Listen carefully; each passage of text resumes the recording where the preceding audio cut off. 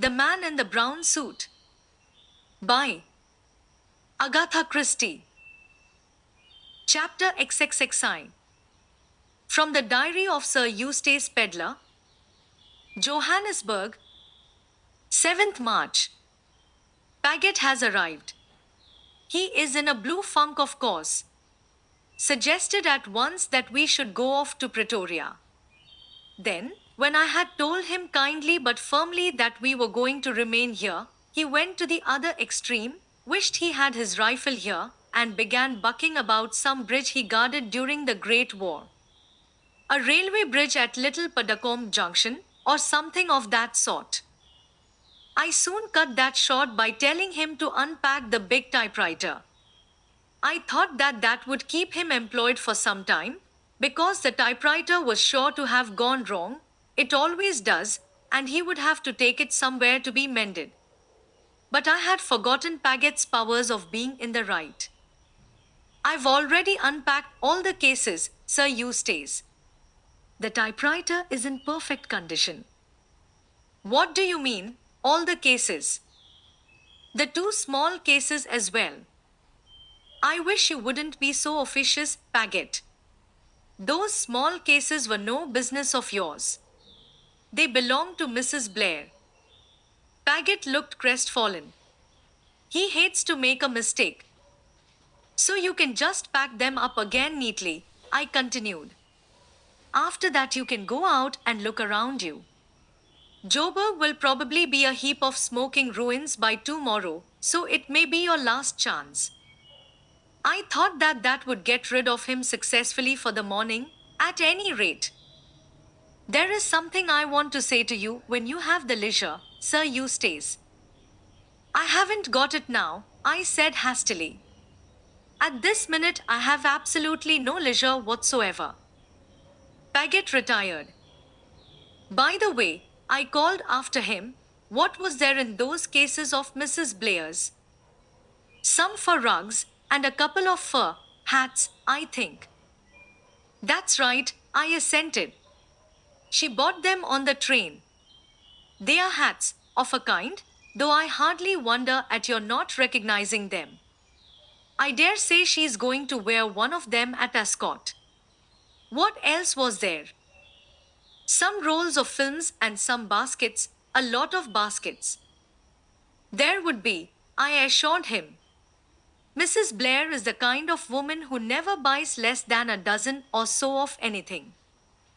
I think that's all, Sir Eustace, except some miscellaneous odds and ends, a motor veil and some odd gloves, that sort of thing. If you hadn't been a born idiot, Paget, you would have seen from the start that those couldn't possibly be my belongings. I thought some of them might belong to Miss Pettigrew. Ah? That reminds me, what do you mean by picking me out such a doubtful character as a secretary? And I told him about the searching cross-examination I had been put through. Immediately I was sorry. I saw a glint in his eye that I knew only too well. I changed the conversation hurriedly. But it was too late. Paget was on the warpath. He next proceeded to bore me with a long pointless story about the Kilmorden. It was about a roll of films and a wager. The roll of films being thrown through a porthole in the middle of the night by some steward who ought to have known better. I hate horseplay. I told Paget so, and he began to tell me the story all over again. He tells a story extremely badly, anyway. It was a long time before I could make head or tail of this one. I did not see him again until lunchtime. Then he came in brimming over with excitement, like a bloodhound on the scent. I never have cared for bloodhounds. The upshot of it all was that he had seen Rayburn. What? I cried, startled. Yes. He had caught sight of someone whom he was sure was Rayburn crossing the street. Paget had followed him. And who do you think I saw him stop and speak to? Miss Pettigrew. What? Yes, Sir Eustace. And that's not all. I've been making inquiries about her. Wait a bit. What happened to Rayburn? He and Miss Pettigrew went into that corner curio shop. I uttered an involuntary exclamation. Paget stopped inquiringly. Nothing, I said. Go on. I waited outside for ages, but they didn't come out. At last I went in. Sir Eustace, there was no one in the shop. There must be another way out. I stared at him. As I was saying, I came back to the hotel and made some inquiries about Miss Pettigrew. Paget lowered his voice and breathed hard as he always does when he wants to be confidential. Sir Eustace, a man was seen coming out of her room last night. I raised my eyebrows. And I always regarded her as a lady of such eminent respectability, I murmured. Paget went on without heeding. I went straight up and searched her room. What do you think I found? I shook my head. This. Paget held up a safety razor and a stick of shaving soap. What should a woman want with these? I don't suppose Paget ever reads the advertisements in the high-class ladies' papers. I do. Whilst not proposing to argue with him on the subject, I refuse to accept the presence of the razor as proof positive of Miss Pettigrew's sex. Paget is so hopelessly behind the times. I should not have been at all surprised if he had produced a cigarette case to support his theory. However, even Paget has his limits. You're not convinced, Sir Eustace. What do you say to this? I inspected the article which he dangled aloft triumphantly. It looks like hair, I remarked distastefully. It is hair. I think it's what they call a toupee. Indeed, I commented. Now are you convinced that that Pettigrew woman is a man in disguise? Really, my dear Paget, I think I am. I might have known it by her feet. Then that's that. And now, Sir Eustace, I want to speak to you about my private affairs. I cannot doubt, from your hints and your continual allusions to the time I was in Florence, that you have found me out. At last the mystery of what Paget did in Florence is going to be revealed. Make a clean breast of it, my dear fellow, I said kindly. Much the best way. Thank you, Sir Eustace. Is it her husband? Annoying fellows, husbands. Always turning up when they're least expected. I fail to follow you, Sir Eustace. Whose husband? The lady's husband. What lady? God bless my soul, Paget, the lady you met in Florence. There must have been a lady. Don't tell me that you merely robbed a church or stabbed an Italian in the back because you didn't like his face. I am quite at a loss to understand you, Sir Eustace. I suppose you are joking. I am an amusing fellow sometimes, when I take the trouble, but I can assure you that I am not trying to be funny this minute. I hope that as I was a good way off you had not recognized me, Sir Eustace. Recognized you where? At Marlow, Sir Eustace. At Marlow? What the devil were you doing at Marlow? I thought you understood that. I'm beginning to understand less and less. Go back to the beginning of the story and start again. You went to Florence. Then you don't know after all, and you didn't recognize me. As far as I can judge, you seem to have given yourself away needlessly, made a coward of by your conscience. But I shall be able to tell better when I've heard the whole story. Now, then, take a deep breath and start again. You went to Florence. But I didn't go to Florence. That is just it. Well, where did you go, then? I went home, to Marlow. What the devil did you want to go to Marlow for? I wanted to see my wife. She was in delicate health and expecting. Your wife? But I didn't know you were married. No, Sir Eustace, that is just what I am telling you. I deceived you in this matter. How long have you been married? Just over 8 years. I had been married just 6 months when I became your secretary. I did not want to lose the post. A resident secretary is not supposed to have a wife, so I suppressed the fact. You take my breath away, I remarked. Where has she been all these years? We have had a small bungalow on the river at Marlow, quite close to the mill house, for over 5 years. God bless my soul, I muttered. Any children? 4 children, Sir Eustace. I gazed at him in a kind of stupor. I might have known, all along, that a man like Paget couldn't have a guilty secret. The respectability of Paget has always been my bane. That's just the kind of secret he would have, a wife and 4 children. Have you told this to anyone else? I demanded at last, when I had gazed at him in fascinated interest for quite a long while. Only Miss Bedingfeld. She came to the station at Kimberley. I continued to stare at him. He fidgeted under my glance. I hope, Sir Eustace, that you are not seriously annoyed. My dear fellow, I said, I don't mind telling you here and now that you've blinking well torn it. I went out seriously ruffled. As I passed the corner curio shop, I was assailed by a sudden, irresistible temptation and went in. The proprietor came forward obsequiously, rubbing his hands. Can I show you something? Furs, curios.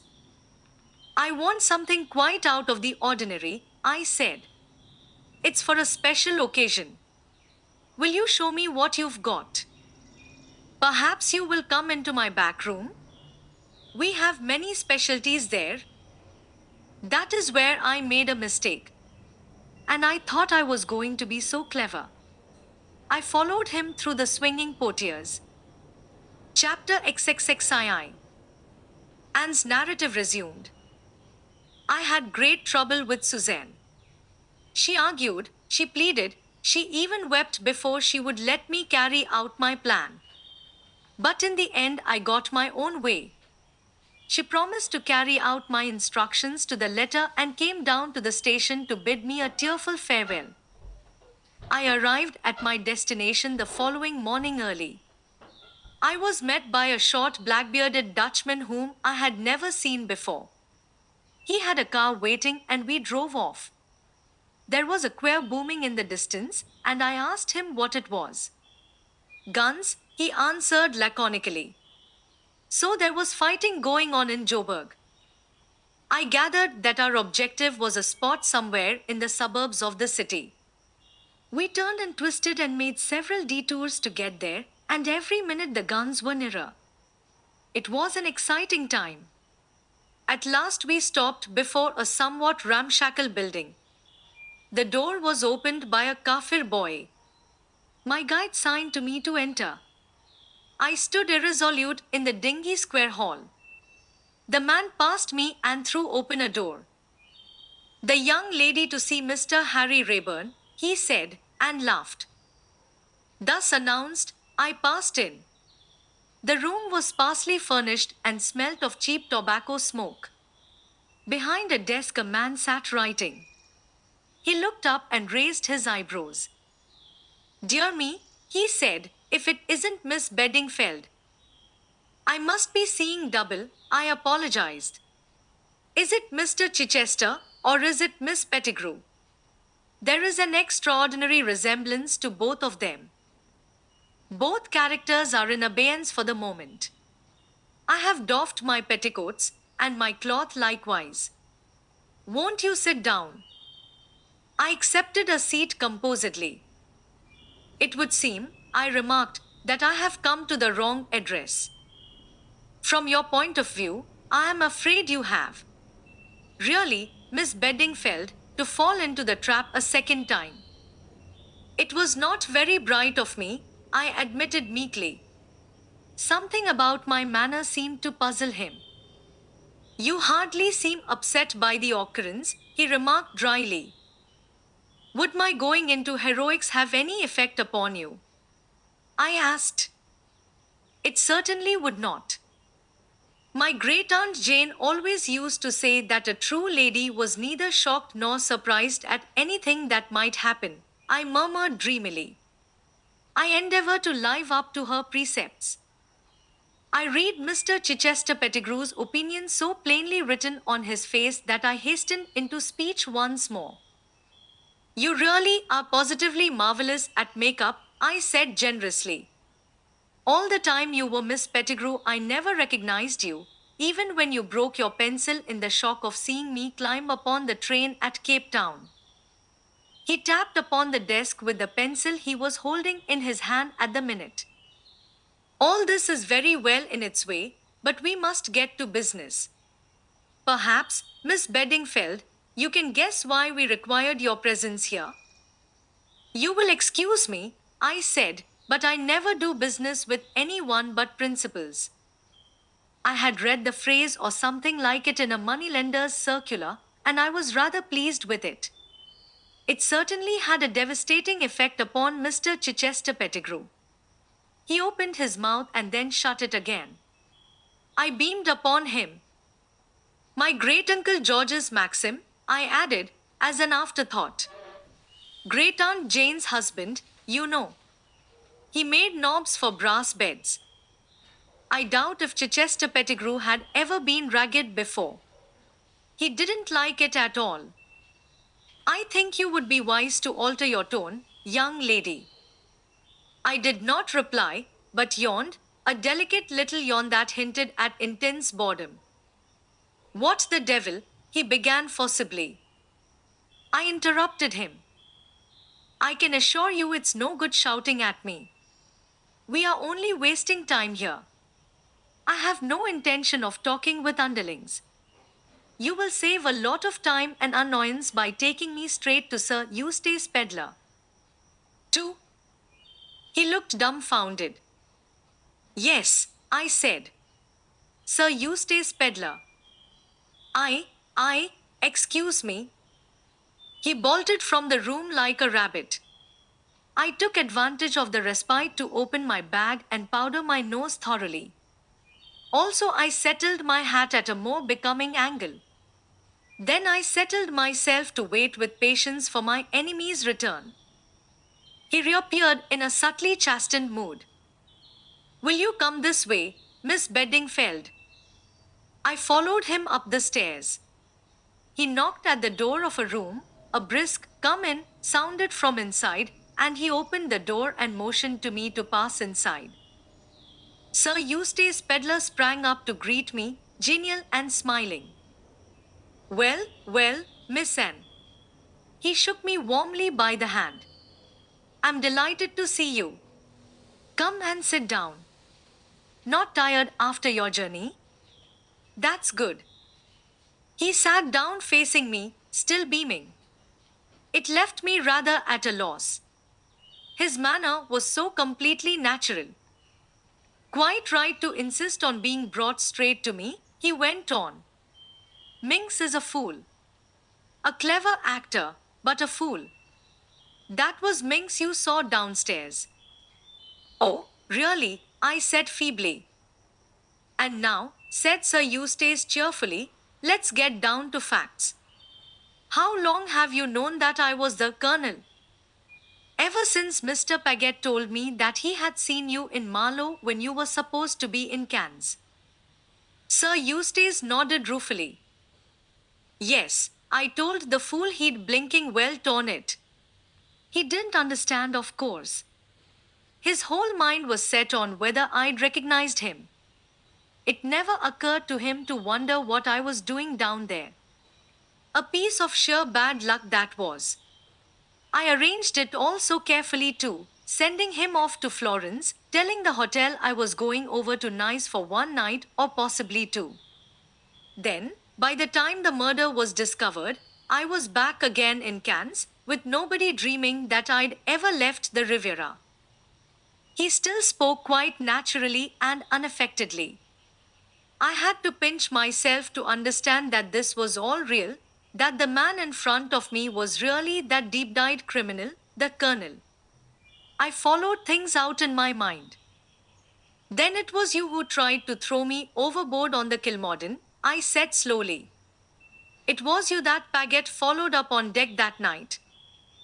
He shrugged his shoulders. I apologize, my dear child, I really do. I always liked you, but you were so confoundedly interfering. I couldn't have all my plans brought to naught by a chit of a girl. I think your plan at the falls was really the cleverest, I said, endeavoring to look at the thing in a detached fashion. I would have been ready to swear anywhere that you were in the hotel when I went out. Seeing is believing in future. Yes, Minx had one of his greatest successes as Miss Pettigrew, and he can imitate my voice quite creditably. There is one thing I should like to know. Yes. How did you induce Paget to engage her? Oh, that was quite simple.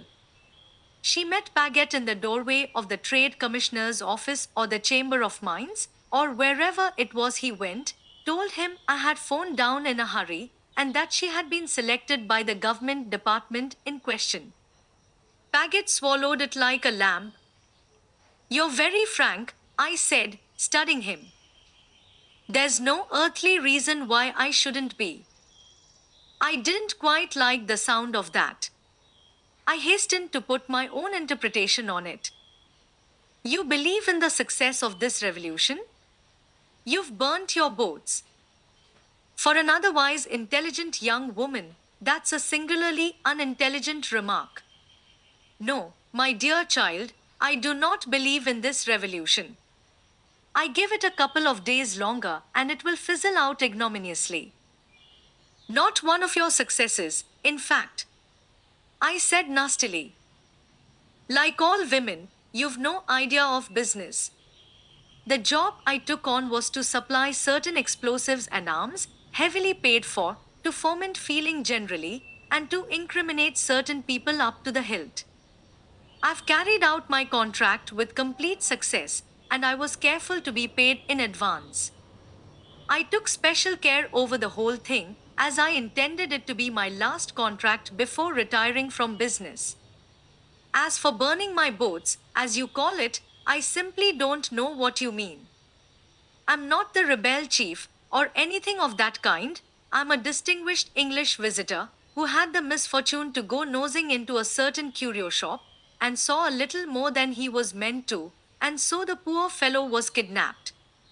Tomorrow, or the day after, when circumstances permit, I shall be found tied up somewhere in a pitiable state of terror and starvation. Oh, I said slowly. But what about me? That's just it, said Sir Eustace softly. What about you? I've got you here. I don't want to rub it in any way, but I've got you here very neatly. The question is, what am I going to do with you? The simplest way of disposing of you, and, I may add, the pleasantest to myself, is the way of marriage. Wives can't accuse their husbands, you know, and I'd rather like a pretty young wife to hold my hand and glance at me out of liquid eyes. Don't flash them at me so. You quite frighten me. I see that the plan does not commend itself to you. It does not. Sir Eustace sighed. A pity. But I am no Adelphi villain. The usual trouble, I suppose. You love another, as the books say. I love another. I thought as much. First I thought it was that long-legged, pompous as race, but I suppose it's the young hero who fished you out of the falls that night. Women have no taste. Neither of those two have half the brains that I have. I'm such an easy person to underestimate.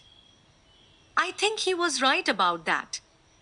Although I knew well enough the kind of man he was and must be, I could not bring myself to realize it.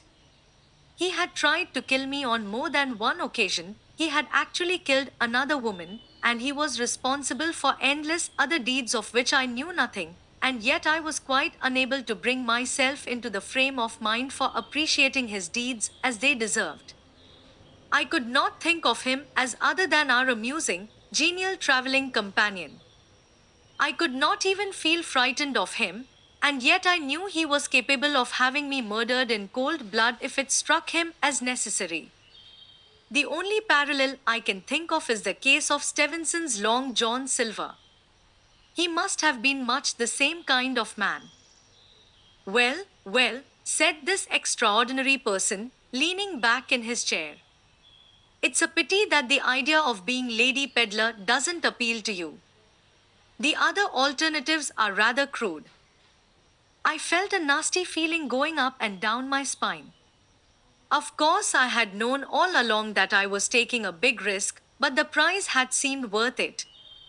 Would things turn out as I had calculated, or would they not? The fact of the matter is, Sir Eustace was continuing, I've a weakness for you. I really don't want to proceed to extremes. Suppose you tell me the whole story, from the very beginning, and let's see what we can make of it. But no romancing, mind, I want the truth. I was not going to make any mistake over that. I had a great deal of respect for Sir Eustace's shrewdness. It was a moment for the truth, the whole truth, and nothing but the truth. I told him the whole story, omitting nothing, up to the moment of my rescue by Harry. When I had finished, he nodded his head in approval. Wise girl. You've made a clean breast of the thing. And let me tell you, I should soon have caught you out if you hadn't. A lot of people wouldn't believe your story, anyway, especially the beginning part, but I do. You're the kind of girl who would start off like that, at a moment's notice, on the slenderest of motives. You've had amazing luck, of course, but sooner or later the amateur runs up against the professional, and then the result is a foregone conclusion. I am the professional. I started on this business when I was quite a youngster. All things considered, it seemed to me a good way of getting rich quickly. I always could think things out and devise ingenious schemes, and I never made the mistake of trying to carry out my schemes myself. Always employ the expert, that has been my motto. The one time I departed from it, I came to grief, but I couldn't trust anyone to do that job for me. Nadina knew too much. I'm an easygoing man, kind-hearted and good-tempered so long as I'm not thwarted. Nadina both thwarted me and threatened me, just as I was at the apex of a successful career. Once she was dead and the diamonds were in my possession, I was safe. I've come to the conclusion now that I bungled the job. That idiot Paget, with his wife and family. My fault, it tickled my sense of humor to employ the fellow, with his cinquento poisoner's face and his mid-Victorian soul. A maxim for you, my dear Anne. Don't let your sense of humor carry you away. For years I've had an instinct that it would be wise to get rid of Paget, but the fellow was so hard-working and conscientious that I honestly couldn't find an excuse for sacking him. So I left things drift. But we're wandering from the point. The question is what to do with you. Your narrative was admirably clear, but there is one thing that still escapes me. Where are the diamonds now? Harry Rayburn has them, I said, watching him. His face did not change, it retained its expression of sardonic good humor. HM. I want those diamonds. I don't see much chance of your getting them, I replied. Don't you? Now I do. I don't want to be unpleasant, but I should like you to reflect that a dead girl or so found in this quarter of the city will occasion no surprise. There's a man downstairs who does those sort of jobs very neatly. Now, you're a sensible young woman. What I propose is this: you will sit down and write to Harry Rayburn, telling him to join you here and bring the diamonds with him. I won't do anything of the kind. Don't interrupt your elders. I propose to make a bargain with you. The diamonds in exchange for your life. And don't make any mistake about it, your life is absolutely in my power. And Harry, I'm far too tender-hearted to part to young lovers. He shall go free too, on the understanding, of course, that neither of you will interfere with me in future. And what guarantee have I that you will keep your side of the bargain? None whatever, my dear girl. You'll have to trust me and hope for the best. Of course, if you're in an heroic mood and prefer annihilation, that's another matter. This was what I had been playing for. I was careful not to jump at the bait. Gradually, I allowed myself to be bullied and cajoled into yielding. I wrote at Sir Eustace's dictation, "Dear Harry, I think I see a chance of establishing your innocence beyond any possible doubt. Please follow my instructions minutely. Go to Agrastos curio shop. Ask to see something out of the ordinary for a special occasion. The man will then ask you to come into the back room. Go with him. You will find a messenger who will bring you to me. Do exactly as he tells you. Be sure and bring the diamonds with you. Not a word to anyone." Sir Eustace stopped. "I leave the fancy touches to your own imagination," he remarked. "But be careful to make no mistakes. Yours for ever and ever, and will be sufficient," I remarked. I wrote in the words. Sir Eustace stretched out his hand for the letter and read it through. "That seems all right. Now the address." I gave it him. It was that of a small shop which received letters and telegrams for a consideration. He struck the bell upon the table with his hand.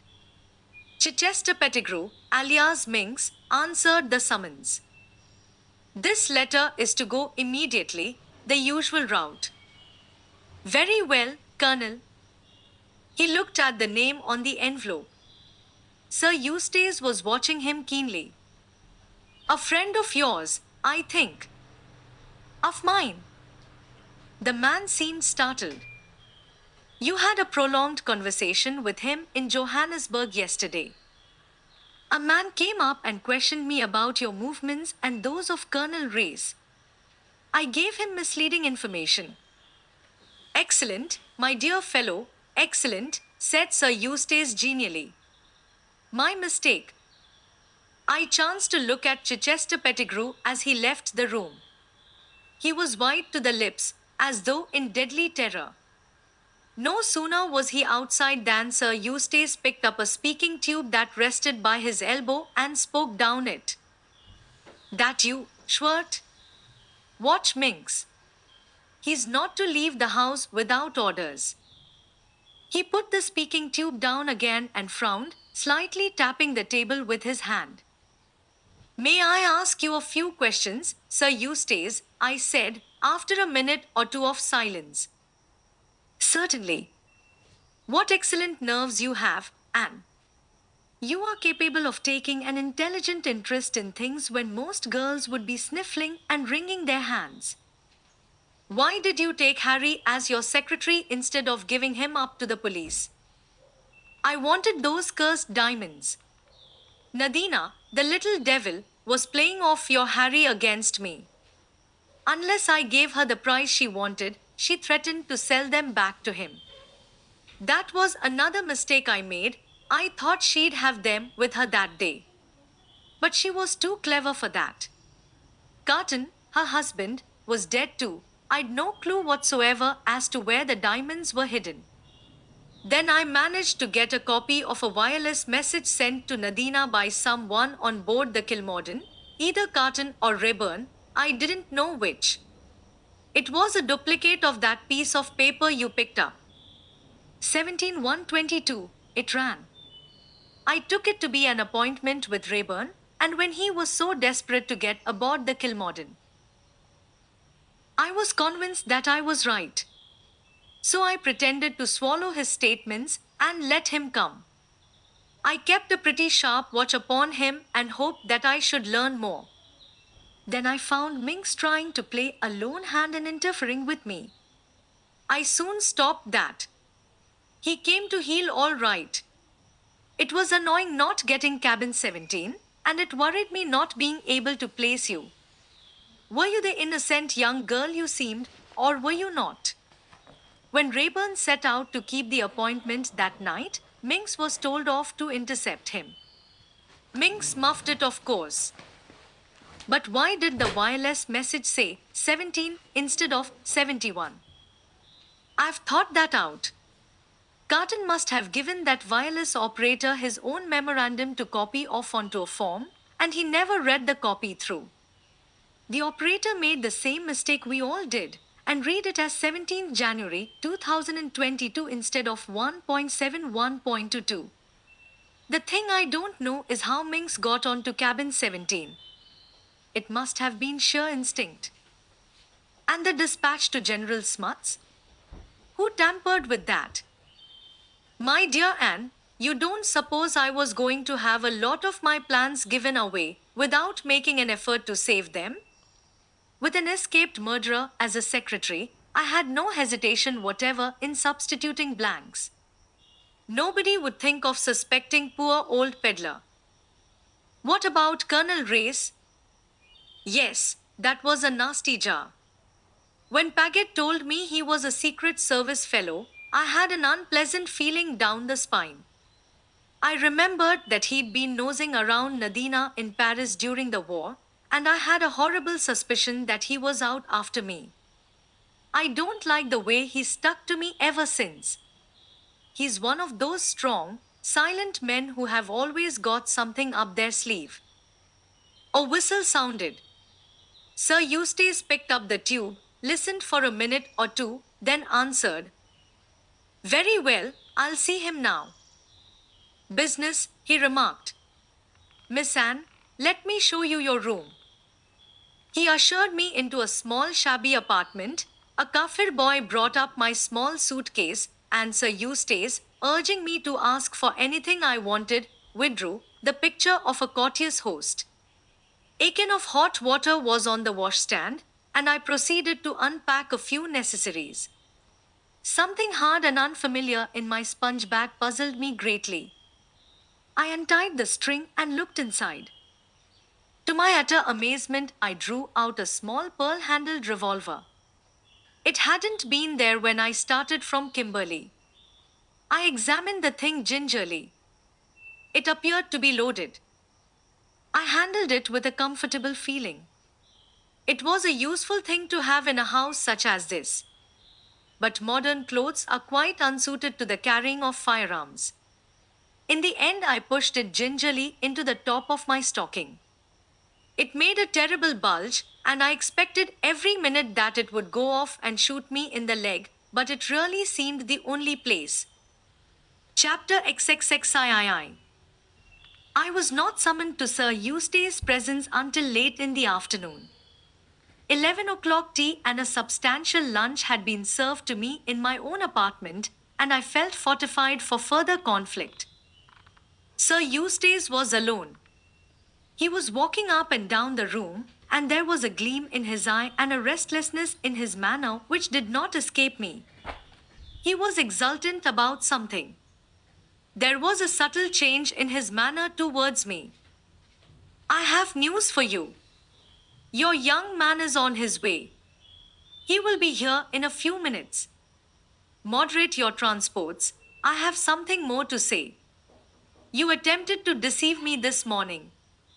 I warned you that you would be wise to stick to the truth, and up to a certain point you obeyed me. Then you ran off the rails. You attempted to make me believe that the diamonds were in Harry Rayburn's possession. At the time, I accepted your statement because it facilitated my task, the task of inducing you to decoy Harry Rayburn here. But, my dear Anne, The diamonds have been in my possession ever since I left the falls, though I only discovered the fact yesterday. You know, I gasped. It may interest you to hear that it was Paget who gave the show away. He insisted on boring me with a long, pointless story about a wager and a tin of films. It didn't take me long to put two and two together. Mrs. Blair's distrust of Colonel Ray's, her agitation, her entreaty that I would take care of her souvenirs for her. The excellent Paget had already unfastened the cases through an excess of zeal. Before leaving the hotel, I simply transferred all the rolls of films to my own pocket. They are in the corner there. I admit that I haven't had time to examine them yet, but I notice that one is of a totally different weight to the others, rattles in a peculiar fashion, and has evidently been stuck down with secotine, which will necessitate the use of a tin opener. The case seems clear, does it not? And now, you see, I have you both nicely in the trap. It's a pity that you didn't take kindly to the idea of becoming Lady Peddler. I did not answer. I stood looking at him. There was the sound of feet on the stairs, the door was flung open, and Harry Rayburn was hustled into the room between two men. Sir Eustace flung me a look of triumph. According to plan, he said softly, "You amateurs will pit yourselves against professionals." "What's the meaning of this?" cried Harry hoarsely. "It means that you have walked into my parlor," said the spider to the fly, remarked Sir Eustace facetiously. "My dear Rayburn, you are extraordinarily unlucky. You said I could come safely, and do not reproach her, my dear fellow. That note was written at my dictation, and the lady could not help herself. She would have been wiser not to write it, but I did not tell her so at the time. You followed her instructions, went to the curio shop, were taken through the secret passage from the back room, and found yourself in the hands of your enemies." Harry looked at me. I understood his glance and edged nearer to Sir Eustace. "Yes," murmured the latter, "decidedly you are not lucky. This is, let me see, the third encounter." "You are right," said Harry. "This is the third encounter. Twice you have worsted me. Have you never heard that the third time the luck changes? This is my round, cover him, and I was all ready. In a flash I had whipped the pistol out of my stocking and was holding it to his head. The two men guarding Harry sprang forward, but his voice stopped them. "Another step, and he dies. If they come any nearer, and pull the trigger, don't hesitate." "I shan't," I replied cheerfully. "I'm rather afraid of pulling it, anyway." I think Sir Eustace shared my fears. He was certainly shaking like a jelly. "Stay where you are," he commanded, and the men stopped obediently. "Tell them to leave the room," said Harry. Sir Eustace gave the order. The men filed out, and Harry shot the bolt across the door behind them. "Now we can talk," he observed grimly, and coming across the room, he took the revolver out of my hand. Sir Eustace uttered a sigh of relief and wiped his forehead with a handkerchief. "I'm shockingly out of condition," he observed. "I think I must have a weak heart. I am glad that revolver is in competent hands. I didn't trust Miss Anne with it. Well, my young friend, as you say, now we can talk. I'm willing to admit that you stole a march upon me. Where the devil that revolver came from I don't know. I had the girl's luggage searched when she arrived. And where did you produce it from now? You hadn't got it on you a minute ago." "Yes, I had," I replied. "It was in my stocking. I don't know enough about women. I ought to have studied them more," said Sir Eustace sadly. "I wonder if Paget would have known that." Harry rapped sharply on the table. Don't play the fool. If it weren't for your grey hairs, I'd throw you out of the window. You damned scoundrel. Grey hairs or no grey hairs, I. He advanced a step or two, and Sir Eustace skipped nimbly behind the table. The young are always so violent, he said reproachfully. Unable to use their brains, they rely solely on their muscles. Let us talk sense. For the moment, you have the upper hand. But that state of affairs cannot continue. The house is full of my men. You are hopelessly outnumbered. Your momentary ascendancy has been gained by an accident. Has it? Something in Harry's voice, a grim raillery, seemed to attract Sir Eustace's attention. He stared at him. Has it? Said Harry again. Sit down, Sir Eustace, and listen to what I have to say. Still covering him with the revolver, he went on, the cards are against you this time. To begin with, listen to that. That was a dull banging at the door below. There were shouts, oaths, and then a sound of firing. Sir Eustace paled. What's that? Race and his people. You didn't know, did you, Sir Eustace, that I had an arrangement with me by which we should know whether communications from one to the other were genuine? Telegrams were to be signed, Andy, letters were to have the word and crossed out somewhere in them. I knew that your telegram was a fake. She came here of her own free will, walked deliberately into the snare, in the hope that she might catch you in your own trap. Before leaving Kimberley, she wired both to me and to Race. Mrs. Blair has been in communication with us ever since. I received the letter written at your dictation, which was just what I expected.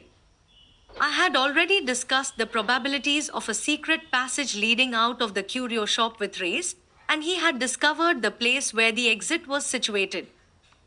There was a screaming, tearing sound, and a heavy explosion which shook the room. They're shelling this part of the town. I must get you out of here, Anne. A bright light flared up. The house opposite was on fire. Sir Eustace had risen and was passing up and down. Harry kept him covered with the revolver. So you see, Sir Eustace, the game is up. It was you yourself who very kindly provided us with the clue of your whereabouts. Race's men were watching the exit of the secret passage. In spite of the precautions you took, they were successful in following me here. Sir Eustace turned suddenly. Very clever. Very creditable. But I've still a word to say. If I've lost the trick, so have you. You'll never be able to bring the murder of Nadina home to me. I was in Marlow on that day. That's all you've got against me. No one can prove that I even knew the woman. But you knew her, you had a motive for killing her, and your record's against you. You're a thief, remember, a thief. There's one thing you don't know, perhaps. I've got the diamonds. And here goes. With an incredibly swift movement, he stooped, swung up his arm and threw. There was a tinkle of breaking glass as the object went through the window and disappeared into the blazing mass opposite. There goes your only hope of establishing your innocence over the Kimberley affair. And now we'll talk. I'll drive a bargain with you. You've got me cornered. Race will find all he needs in this house. There's a chance for me if I can get away. I'm done for if I stay, but so are you, young man. There's a skylight in the next room. A couple of minutes start and I shall be all right. I've got one or two little arrangements already made. You let me out that way and give me a start, and I'll leave you a signed confession that I killed Nadina. Yes, Harry, I cried. Yes, yes, yes. He turned a stern face on me. No, Anne, 1,000 times, no. You don't know what you're saying. I do. It solves everything. I'd never be able to look Race in the face again. I'll take my chance, but I'm damned if I'll let this slippery old fox get away. It's no good, and I won't do it. Sir Eustace chuckled. He accepted defeat without the least emotion. Well, well, he remarked. You seem to have met your master, Anne. But I can assure you both that moral rectitude does not always pay. There was a crash of rending wood, and footsteps surged up the stairs. Harry drew back the bolt. Colonel Race was the first to enter the room. His face lit at the sight of us. You're safe, Anne. I was afraid. He turned to Sir Eustace. I've been after you for a long time, peddler, and at last I've got you. Everybody seems to have gone completely mad, declared Sir Eustace airily. These young people have been threatening me with revolvers and accusing me of the most shocking things.